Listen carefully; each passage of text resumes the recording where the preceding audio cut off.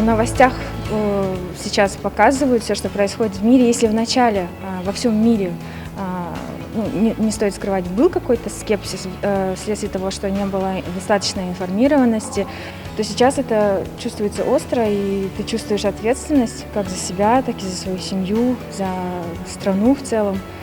И появилось очень много информации, и появился какой-то выбор. Ты можешь выбрать определенную вакцину.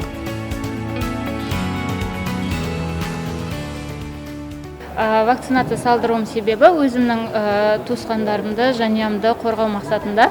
Өйткені менің ата-аналарым, кәрі кісілер бар, сондықтан да вакцина салдыру жастарда өте аз жүріп жатыр қазірден, бірақ мен ойымша үлкен кісілерді қорғау мақсатында да бізде вакцина салдыру керекпіз.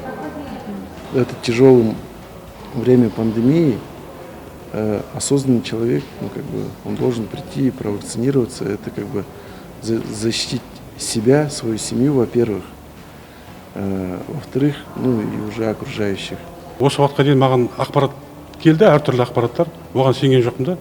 Енді мен қазір мынау телевидениедан және де медициналық көп кішкене ізденіп қарастырып, көзім жеткеннен кейін мен бүгін мынау вакцина алып отырмын. Өйткені мен өзімнің денсаулығым үшін, өйткені біздің жұмыс мынау адамдармен тығыз байланысты. Күнделікті біз мынау астындағы пропускной режим дейді ғой.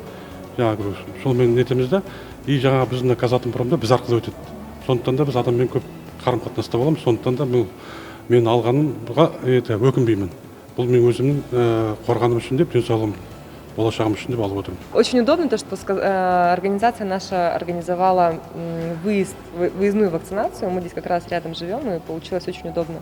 На самом деле это был хороший толчок, что сюда приехала поликлиника. И мы решили не идти в больницу, а можно все сделать здесь.